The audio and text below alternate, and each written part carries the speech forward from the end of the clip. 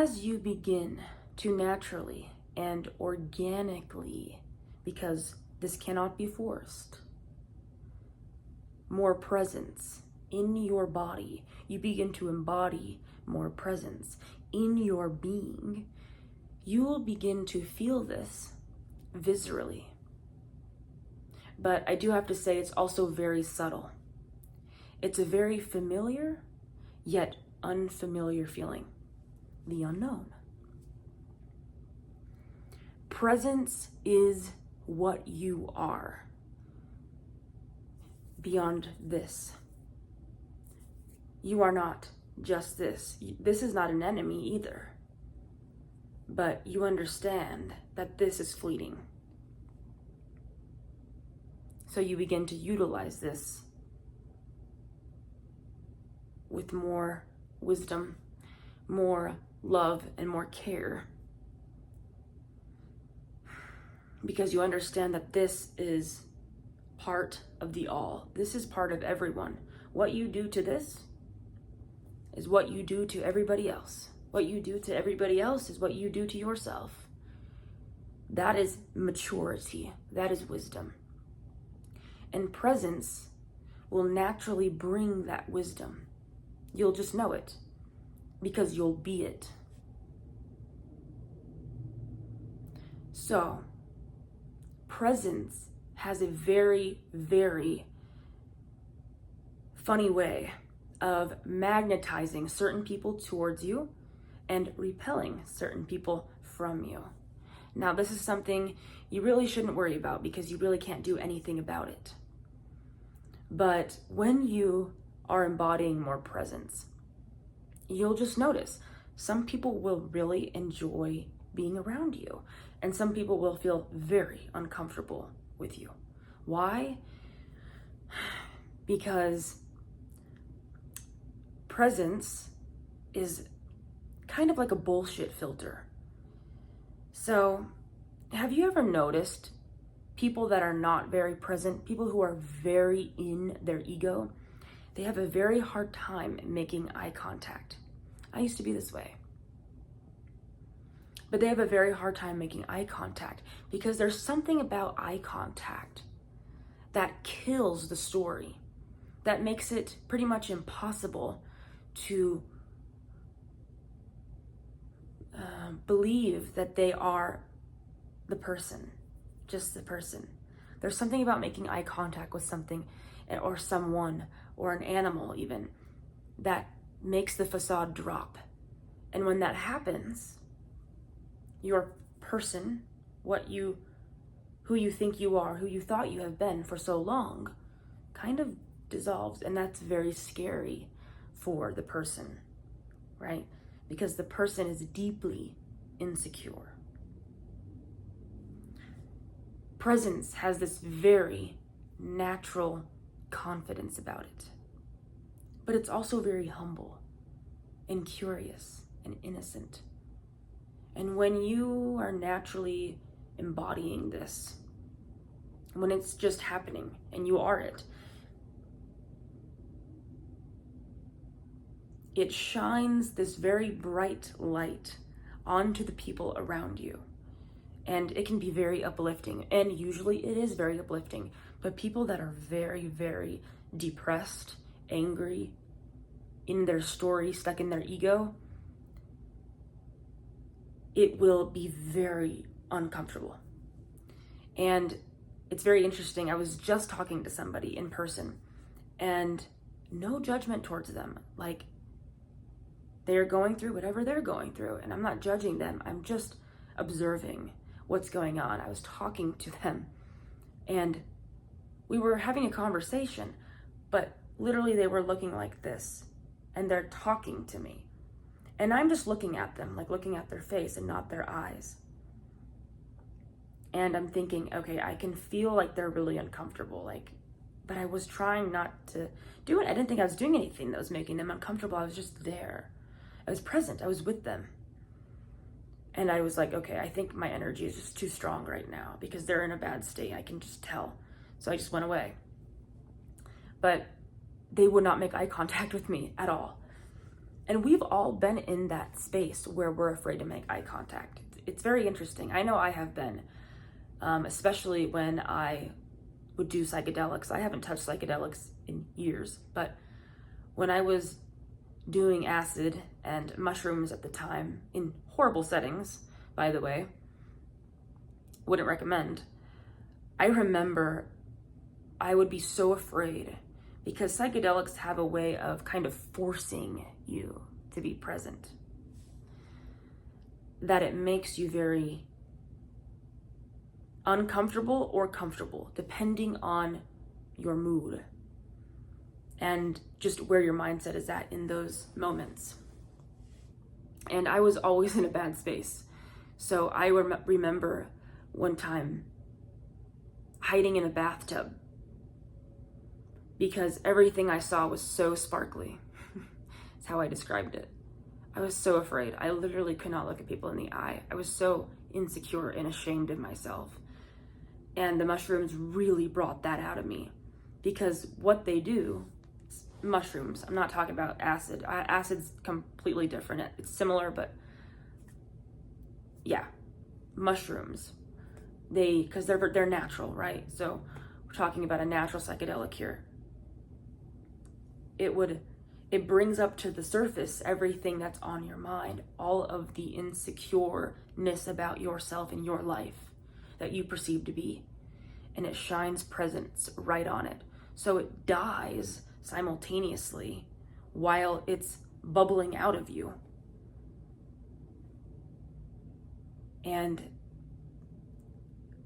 I would just get stuck in these loops. And you will notice this if you have done psychedelics. So it was frightening. That's really bringing me back. I never talk about any of my experiences with psychedelics, but it was frightening. It was always frightening. And so as you begin to embody more presence naturally without psychedelics and organically, because it will just happen to you organically, you will understand and feel that confidence in you building. And it has nothing to do with your ego or your accomplishments or anything about who you think you are. It just is naturally. Like a child. A child is naturally confident, naturally innocent, naturally curious. And most people are just not in tune with presence.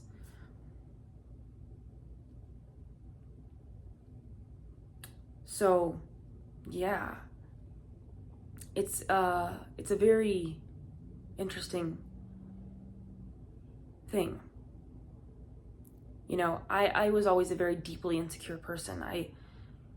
I took my childhood trauma, you can say, and conditioning very hard, and developed deep shame in my person. But it was through that really hard shame and anxiety and depression that was born more of this presence and state of being that I was always looking for. You know? So presence is like a bullshit filter, and it will see through shit. And if someone's really stuck in their shit, they're gonna be looking at you like, who the fuck are you? Get away from me. When really, it's just they're afraid of themselves. But it's gonna feel like there's something wrong with me. What's wrong with me? But it's not you. It's usually not you. It could be you, but it's usually not. When you're present, you are really starting to just see things. Things become transparent. And sometimes you're gonna lose your presence. I'm sure you noticed during the duration of this video, I kind of fell a little bit back in my shell. And then I come out of it. That's okay. People need to see that, because you're never gonna be enlightened. And you're never gonna not be awake as well. You're never gonna be like, whoop, I'm awake. I'm always present. Here I am. You're not. You're gonna like be up here, present, awake, aware. Oh, I'm back in the skin suit costume. Like, I don't even know who I was. I thought I wasn't awake. I thought I was enlightened. The ego wants to wake up and all that kind of stuff. But presence naturally just like pops in, and your character, your personhood naturally falls away. Just naturally. And then it will naturally come back on and seem like you never did wake up. And then it will fall away again and you'll be present. You see? It really is very organic. But most people are really struggling with the idea that they need to work really, really hard to wake up and to find presence. Look, that doesn't mean you don't meditate or you don't do breath work or you don't do things that help to ground you. Things do buffer your experience, and I recommend doing those things if they help you. But don't rely on them to wake you up or to make you more present or stress the hell out of yourself, thinking that those are the things that are going to make you present, because presence never leaves. So you really can never not be present. It's all a paradox. It's all very paradoxical. So you're better off just relaxing and allowing things to unfold.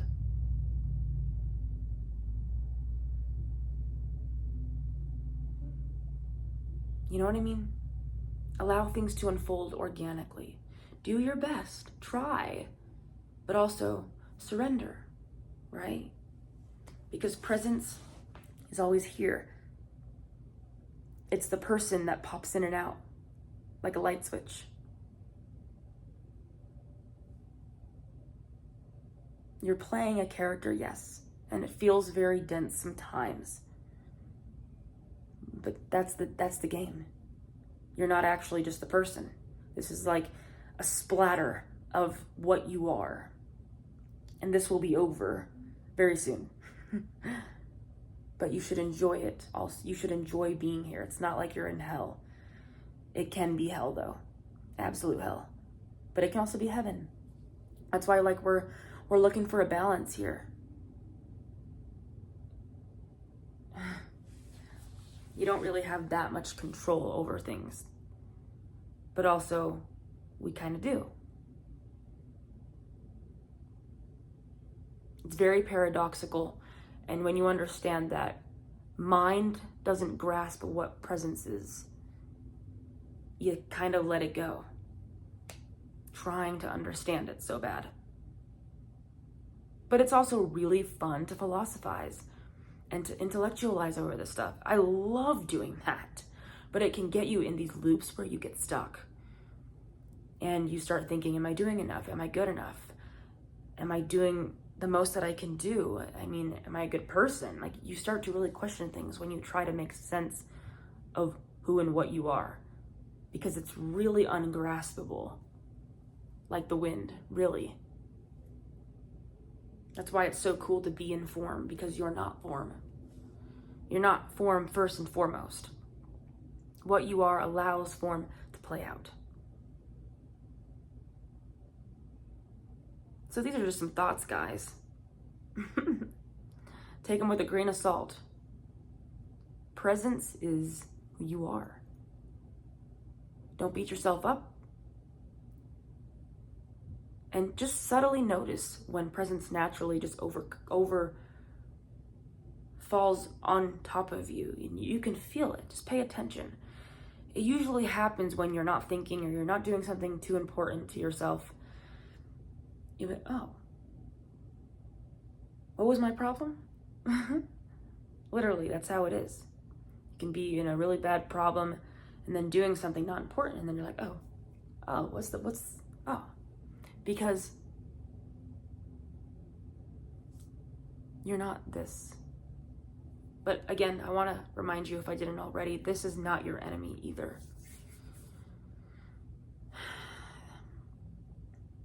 This is your playground, and it's your temple. The body is for you to play in. Enjoy your ego. Enjoy all of it. Enjoy your senses. Isn't it amazing? I just grew some fresh basil, and I took some of the leaves off, and I was eating them, and I was like, this is so good. I could feel it just nourishing me. It was just a little basil leaves. I could feel it nourishing me. I was like, how amazing is it that this delicious leaf that is nourishing my body came from this little seed? And I was just fascinated by it. It was absolutely fascinating to me how life just does life. And it just feeds itself. It's just a cycle of beautiful life giving to itself, seeming to look like it's giving to someone else or something else, but everything is it. It's beautiful. You are beautiful. I love you because I am you.